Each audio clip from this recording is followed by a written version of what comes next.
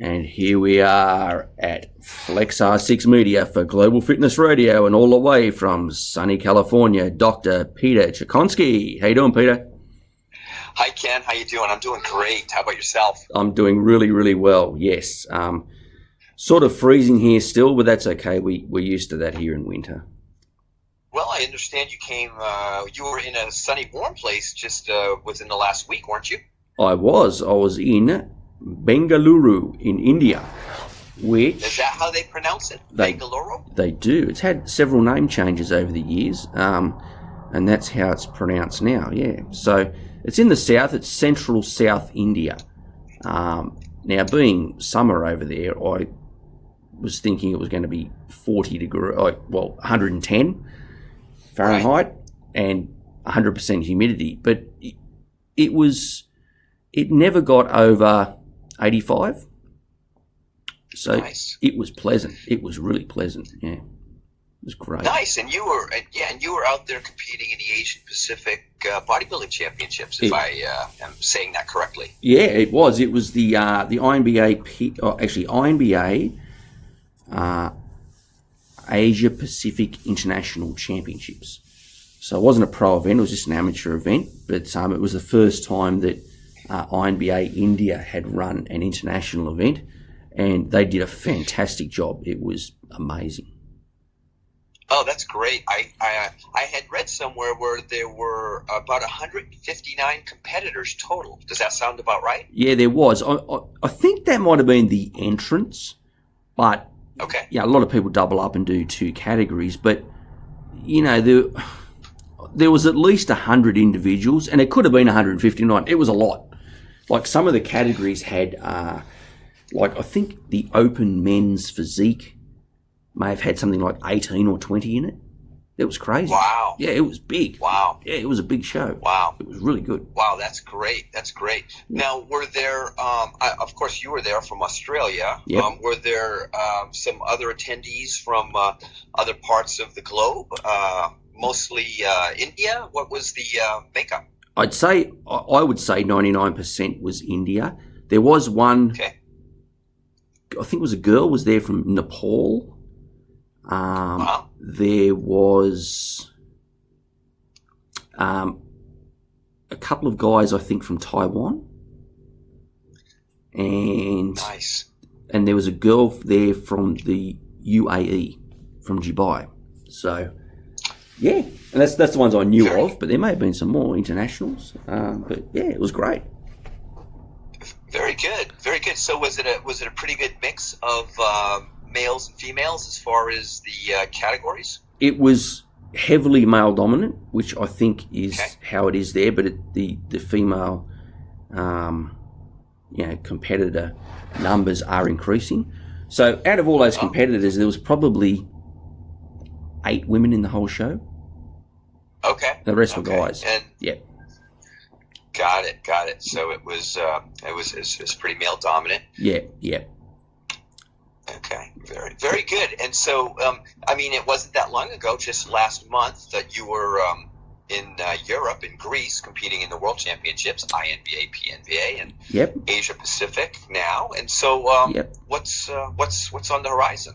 Well, the 12th of October is the INBA, PNBA International Muscle Beach at Venice, California. Oh, you'll be there. So I'll be there. I'll be there on stage. Also, and as will I. Yeah, we'll be standing next to each other in the pro old guys section. This is true, which is a little different from in Greece when we stood together in the open young guys pro division. Yes. And then most of whom were not yet born when some of us did our first show. Yeah. we stood amongst giants, which was great, and to this day it was an amazing experience and memorable, especially when I look back at a couple of the pictures with Christopher. Those of us standing there with Christopher Earl Catch, and it was great. Yeah, it made the show. He's a big guy. My nickname now is Oscar because I know what an Oscar feels like. Yeah.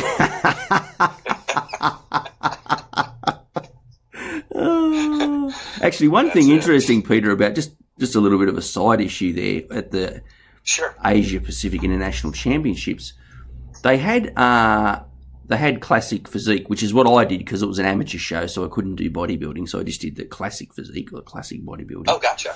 Yeah. And it was interesting. They brought us all out. There was about 9 of us. And they brought us all out and we did the quarter turns. And then they made us each come to the front of the stage one at a time. And to their music, not to our own, just to any generic music, we had to do 1 minute of free posing, but only classic bodybuilding poses.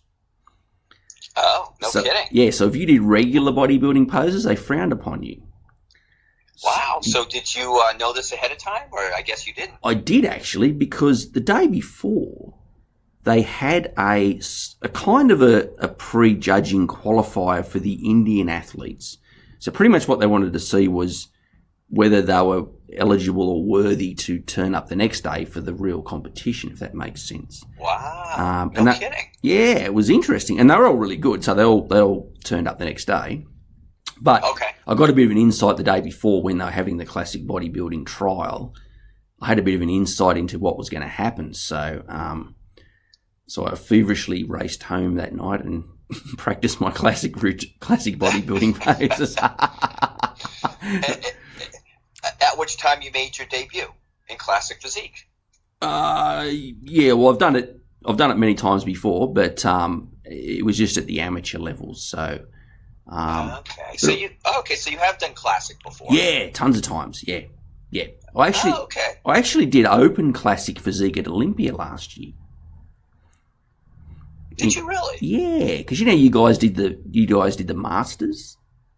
Yes. I didn't realise there was when I entered or registered. It was quite early in the piece, and I either didn't see it or it wasn't there. I actually registered for open classic physique because, as you know, in years past, that's all there was. Right. Yeah. Right. When I got there, they're going, there's a Masters, or do you want to stay in open? And I went, oh, whatever. I just stay in open, whatever. And as it turned out, there was only 4 in it, and I actually came third, so it was a good call. Because I know in the Masters there was like 9 or 10 in it. There was a lot.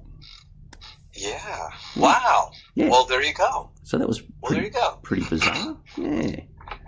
So that sounds like you had a great experience. Yeah, it was really, really good. And the experience was made better, as we talked a little earlier off air about the INBA India president, Mr. Raghunandan, and our good friend from INBA India, Mr. Shodan Ray. They looked after myself and World President Mr. Denny Kakos and World Vice President Denise Kakos. They looked after us magnificently. So they recommended we stay in a 5-star hotel, which we did. And the best part of it, the hotel it's the best hotel I've ever stayed in the world, which is a fair rap. No kidding. Yeah, it was really good. Like, the service was incredible, and the food was amazing. So they had like a buffet there for breakfast, lunch, and dinner, and the food was amazing. But they would also specifically cook you anything you wanted, which was really good pre-comp. So I really need to thank Mr. Raghunandan, the INBA Indian president, and our good friend Shodan Ray. Without them, it would have been a far, far less enjoyable experience. Even to the point where they arranged cars to pick me up from the airport and drop me at the airport, and other cars to and from the venue for the actual show itself. So hats off to those guys. And the show ran like clockwork. And the reason it did is they have a very good hierarchy structure there, and everybody knows their role. And if someone says to do something, it gets done straight away. There's no argument; it's just done straight away. And the show was great. It was very, very different to how it's done in the US. But that's what made it good. They had a lot of awards and ceremonies and plus all the regular categories and the trophies were magnificent. They were enormous, and everybody got a medal, and a lot of people got trophies and certificates, and it was fantastic. Wow, that sounds amazing. Yeah. As a matter of fact, I had seen a post that I believe Denny Kekos posted that the INBA PNBA is officially the largest natural bodybuilding association in India right now. Yeah, 100%. So yeah. So that's great. I mean, the INBA PNBA has really made inroads into, I think, over 60 countries now, and putting on great shows like you've been attending for a while now. So that's amazing. Yeah, it's moving forward in leaps and bounds, and India has a 1.4 billion population to tap into, and obviously not all those people can get onto a bodybuilding stage, but you have that sort of volume, you're going to have something come out of it in numbers. So right. So what's the general thought process in India towards bodybuilding or gyms or fitness? I mean, what's the environment like there? From what I can gather, the local guys were telling me is that the IFBB is huge there, and steroid use is quite open and rampant. So these guys, the INBA India, are providing a great alternative for people who want to stay natural and healthy. So the view towards that is it has a lot of support, because there's a lot of young athletes that want to stay healthy and live longer and compete naturally. So it's actually a really good thing to introduce into India, and probably the right time to do it as well. Nice. So did you get a sense or feel, because I believe southern India is very vegan and vegetarian in their eating habits. Did you hear a lot about the bodybuilders as far as their prep for shows, compared to other parts of the world? Was there any talk of that? Or well, not specific talk with the bodybuilders, but I did notice there was a lot of vegetarian options at the hotel, and it does seem to be one of the big things, because as you know, they don't eat beef because cows are sacred. Right. So that pretty much knocks that out. Right. So they're pretty much chicken and fish eaters. But in saying that, I didn't specifically talk to any bodybuilders, but about their diet. But there was some really impressive physiques there, and these guys were shredded. Some of them were really shredded. They were great. They would not be out of place on the Olympia stage. They would look really good. That's great. Yeah, I noticed. I did see a few pictures on Facebook, and I was very impressed with some of the guys holding awards and trophies. Yeah, and as you know, they're not a big framed people. They are on the smaller side, but good shape and great conditioning. So that was really noticeable. Very, very cool. Yeah. Well, I mean, we're all put together differently, different shapes, different sizes. It's just a matter of, it's bodybuilding because we're judged, not just on our size, but our symmetry, our condition, our muscle balance, our muscle, separation, and as well as density. Yep. So that's what makes it a great sport for everybody to participate in. There's a category for everybody, and it's a great sport too, because you're just really competing against yourself, because as we've said many times, you have no control over who shows up or how you're judged. You are just trying to improve on yourself. It's a individual sport. It's not a team sport, and you just are constantly trying to refine and define, which is great, because you can be at any age and be competitive in the sport. Yeah, 100%. Yeah, definitely. And I think there might have been a guy there a little older than me, but I was probably the second oldest there. Okay. But because you and I know guys in their 80s that still compete. So. No, absolutely. And so that, because that was going to be one of my questions. Did you compete you didn't compete in a master's category because you were in classic, right? Yeah, they only had one. It was open. So it was all the myself and all the young guys, and there was about 9. I think it was 8 or 9 in the category. So yeah, it was good size. It was good.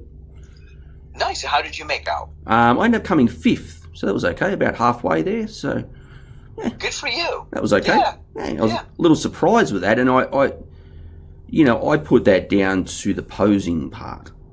They were really adamant that 50% of your score was posing. Okay. So I think I probably picked up most of my points in the posing, and then fell across the line with some other points on my physique, so which dropped me into 5th, which is good. That's a good thing. That's good. You're right in the middle of the train. You weren't the engine, but you weren't the caboose. Correct. So there's nothing wrong with that. Exactly. That's great. Yeah, because I was curious about the older competitors over there in the categories that were offered, because I like I said, I hadn't seen a whole lot. Yeah. And it is a sport that we can do, as I said earlier, for decades. I don't. Your first competition was when? When I was 40, believe it or not. Oh yeah, that's right. You did tell me that you were 40. Yeah. And so you're 53? 52 now. Yeah. 52, so a dozen years, and I was thinking, I was talking on another podcast, and if I compete next year in 2020, I'll have competed in 5 separate decades. And wow, that's crazy. Yeah. Wow. How good's that? Yeah. So you're a teenager for your first one, yeah?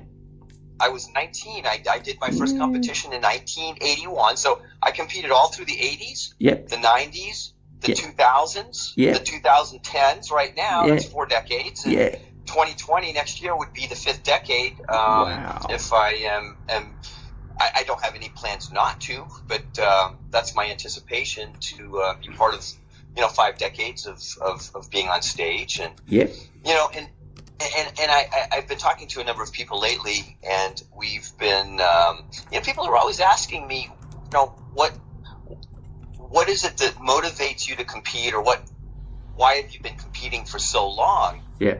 And and it's the sort of thing is, it's more of a matter of, for me, I'm the head lab rat in the office, so I love to compete because I love to take the science, I love to learn it, and I love to apply it to myself. Yeah. But more so, being a health optimization practitioner, my main passion is to, not only for myself, but help others, achieve a state of health optimization, which to me, that means you are able to do the things you love to do for as long as possible, that you like to do them. Yeah. And, so I am thinking about writing an article in the next issue. I've got an article coming out called The Light Diet, which we'll probably cover when it comes out. Yeah, that's in INBA magazine. In INBA magazine, that's correct. And we've delved into light, but we can get a little bit more specific and give some more recommendations and that sort of thing when it comes to the that side of it. Yeah. But I'm always trying to think ahead, and I would love to write an article, and I think I'm going to do it and call it Mature Muscle, because there are a lot of guys and gals out there that they do want to be better, and they don't know what to do. They don't know how to, at 40, 50, 60 and beyond, reach, and maybe not even to compete, but to just be in better health and better shape. Yep. And it is a big difference between when you're, a teenager or 20 versus 50 or 60 when it comes to your body and how it works, how it recovers. It's, it's kind of akin to, I don't know about in Australia. Are cars very big in Australia, or classic cars, old cars, or not so much? They are. Yeah, they're big. Yeah, not as big as yours, but almost. Yeah, they're pretty big. Yeah. Yeah, because, gosh, out here, as a matter of fact, in the U.S., most of the, quote, muscle cars of today are replicas of the muscle cars of the 60s and 70s, your Mustangs and your Chargers and Camaro, all of these Camaros and so on. So it's kind of a great analogy for me to compare a classic car when you see it on the road, that's an original classic, and it's a head turner because you don't see that many of them around because they're all beat up and burned out and in junkyards. Yep. But when you occasionally see one, it's kind of a head turner, and it's very similar, at least here, and I'm sure out in Australia it's probably somewhat similar too. When you see somebody in their 50s or 60s and they're in good shape, and it's I know I've been doing it for a long time, and I get lots of questions about it, and it is a comparison because that classic car, it takes a lot of maintenance, it takes a lot of care in order to keep it running, because it's old and it's got parts that need to be replaced and updated, and versus a brand new car where you've got all the best equipment, and performance wise these new cars will outperform the old cars. But if you don't take care of them, they never become classics, and they burn out, and they don't make it down the road. That's a great analogy.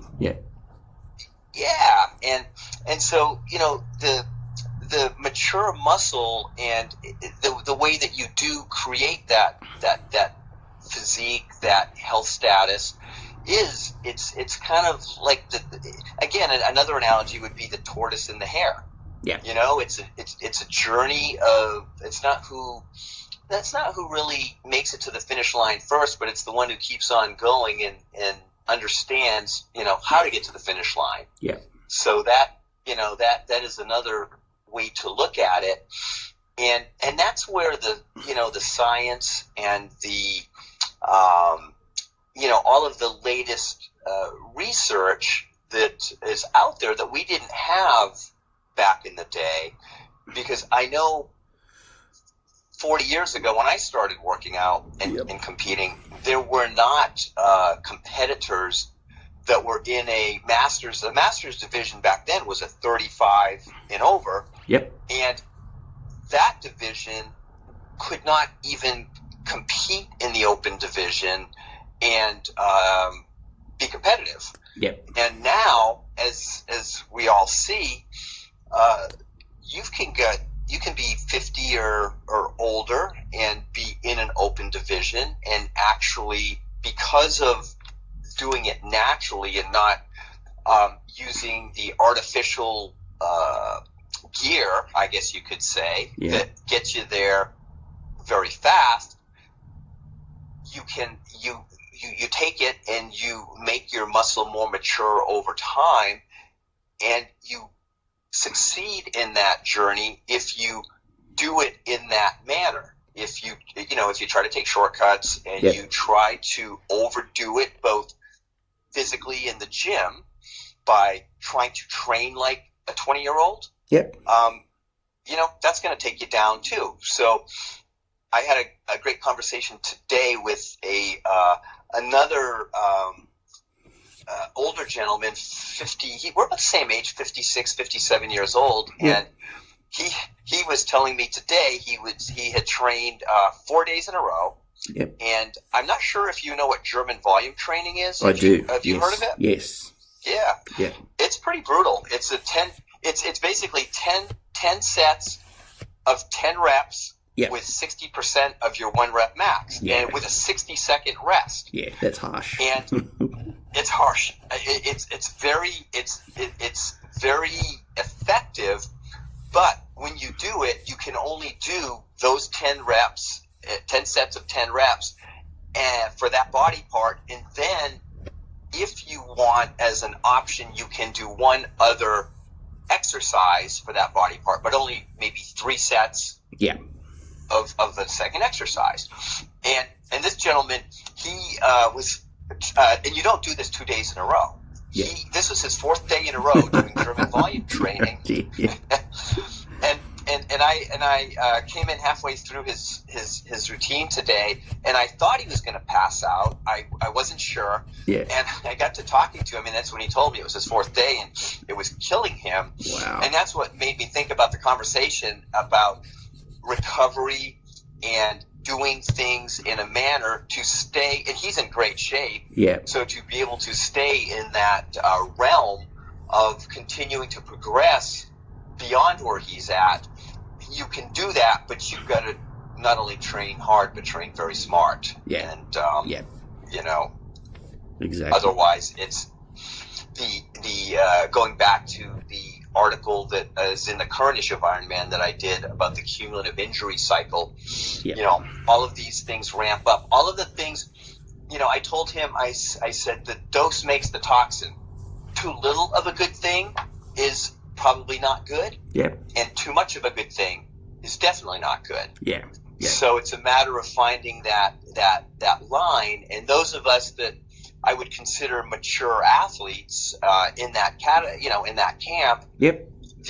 The more people understand that, and the strategies from a nutritional standpoint for recovery, to a training standpoint, to be able to understand what your body, you know, you want to come up to the line, but you don't want to cross it in your training, in your nutrition, yep. in your recovery, you know, in all of those areas, so that that's what's going to keep you going down the road. And it's not just in bodybuilding. It's all of the athletes I treat, I have pretty much a similar conversation, because those of us that are in the and I don't know if you are. When were you born? 67. 67. Yeah. Because I believe the baby boomer, at least definition in this country, is 46 to 64. Yeah. Is what's considered a baby boomer. So I'm kind of on the tail end. I was born in 62. Yeah, post-war. But that generation baby boomer is a very big population. They're very active. They want to stay active. Yep. And they want to they want to kind of understand what it takes to be able to stay active. You know, to do the things they still love to do. Yeah, of course. You know, yeah. and there's some really cool strategies that I like I said, I'm putting some things together to think about, some guidelines that will give some advice, some guidelines and advice for the mature athlete for an upcoming issue of Iron Man. Yeah. And there's so many cool things. I don't know if you're familiar with the BFR, the blood flow restriction training. Yes, the bands. Yep. Yep. The bands, you kind of have to know what you're doing. Yeah. But, yes. You don't want to, put a tourniquet on and have no blood flow going to an extremity, and then start training. Yeah, that wouldn't be good. That wouldn't be good. Gangrene could set in. But on the flip side, if you do understand how it works, yep. you can literally train a body part with about 20% of the load that you would normally use, and get a similar result as if you were using 100% of that load. Yep. And not only that, it will I don't want to say trick, but kind of make your brain think, because you're restricting oxygen to those muscles, the brain goes into overdrive, and it will super compensate the amount of growth hormone and other recovery hormones that it will release, that will not only positively impact the muscle group you're training, but that's a systemic release. So your entire body. So as we are older, we got some parts that are, maybe not functioning as good, and could definitely use a little extra growth hormone naturally made from your body to be delivered to some of those strategic areas that will help in the long run. Yeah. So there's companies that are coming out with strategies and different routines to enable, us mature athletes to keep our muscle. And most of the time, science tells us that it's in our 5th decade that we really start to go the other way with muscle mass and lose muscle mass, which, is extremely detrimental to long-term health from that point on, because, when you become weaker, you you become less flexible. You lose your balance. You lose bone density. So, all of those things combined can obviously create a situation that will really put a damper on your quality of life. Yeah, 100%. But as you've sort of like delayed that process. Now, I would say you've delayed that process by at least 10 years and probably 20 years in your case. But we'll know in 20 years' time. Well, no, that's right. We will. Well, and there's other guys like Sammy Sisk and Coleman Toth and Willie Franco. Yep. All of those gentlemen in their 60s, right? Who have 5 to 10 years on me and 10 years plus on you that are thriving out there. Yeah. So plenty of examples, and